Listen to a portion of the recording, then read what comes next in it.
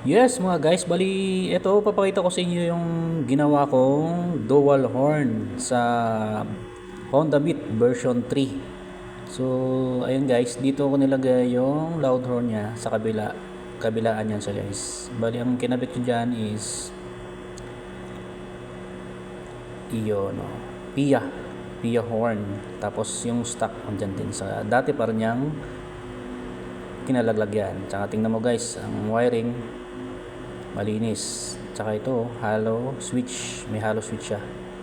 Yan. Ito, pipindutin mo lang siya. Pagka pwedeng stock, pwedeng loud horn.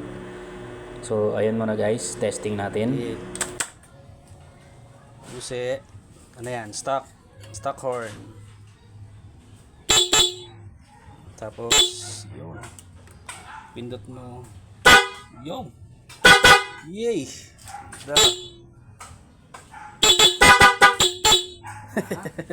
Ayos.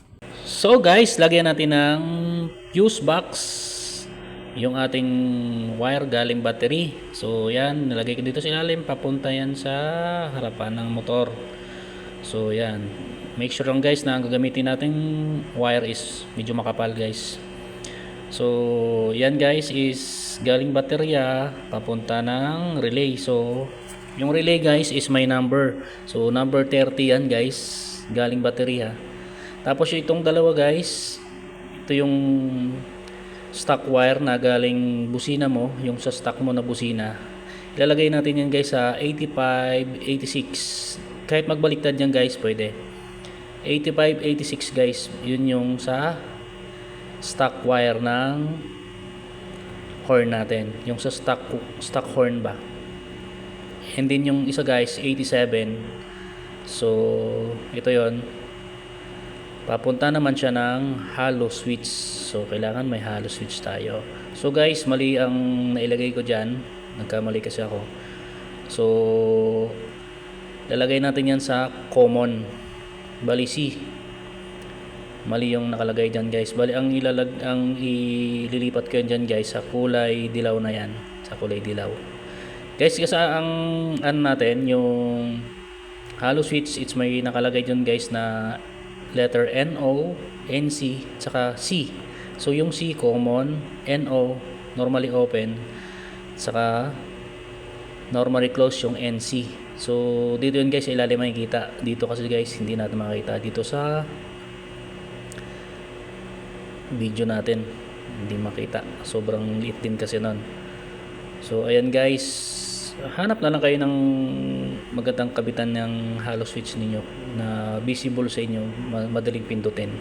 So dun lang sa may bearings nyo sa harapan, pwede naman yun doon. And then guys, bali mayroon akong ginawang diagram guys. Sana mas maintindihan nyo dito dun sa diagram. Ito na guys, i-explain ko na sa inyo yung dual horn natin. So ito, ayan. So battery, fuse, relay, hollow switch, tapos yung loud horn mo, tsaka yung stock horn mo. So umpisa tayo dito guys sa may battery. So battery, tap tayo dito sa positive. Fuse, kailangan to guys ha. Kailangan natin ng may fuse. Nakapa-importante yan. Yung galing baterya, galing fuse, papunta tayong number 30 ng relay. So kailangan may relay. So number 30. So, yung relay kasi natin guys is may nakalagay yung numbering. So, 30, 86, 85, 87. So, dito tayo guys.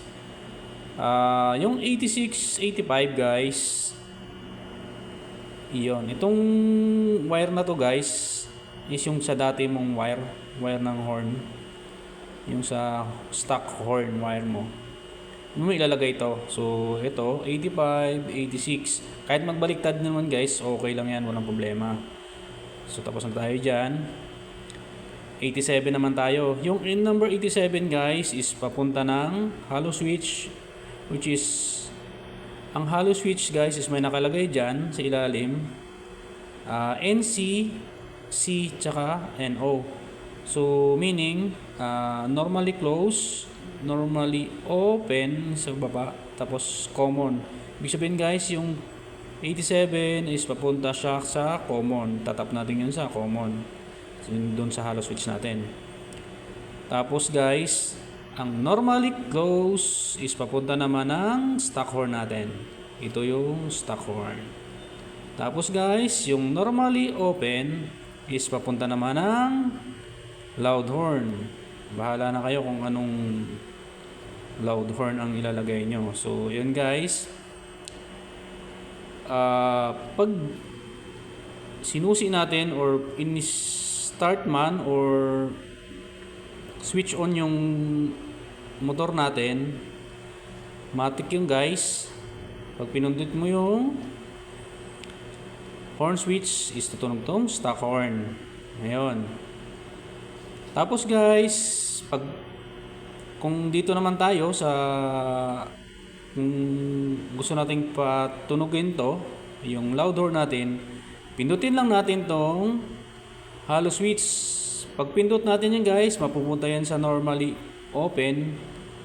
Ito naman ngayon ang tutunog pagka pinindot mo yung busina natin, yung horn switch natin. So yun lang guys. Ulitin natin guys Positive ng battery, dadaan ng fuse. Siyempre yung fuse natin, may fuse box. Papunta ng number 30 ng relay. Tapos yung 85, 86, kahit nagbaliktad yun guys, doon sa dati mong wire ng horn, yung stock horn, yung luma mong busina. Tapos number 87 guys, papunta ng hollow switch, doon sa letter C, sa common. Tapos naman guys, yung normally close, papunta ng stock horn. Yun. Tapos yung normally open, papunta naman ng loud horn mo. So guys, ito, pwede mo naman pabaliktarin yan. Yung normally close, kung gusto mong maging loud horn, pwede naman. Pagbaliktarin mo lang. Syempre guys, kailangan may ground yan. So, etong body ground niya. Pwede nyo guys, pagdikitin na lang to. Ito. Pagdugsongin nyo na lang yan. Ito. Tsaka ito. Pwede nyo nang i-body ground yan guys. O kaya, pwede naman direct to sa baterya. Dalhin dun sa ground ng battery sa negative. So, yun lang guys. Sana may matutunan kayo. Salamat.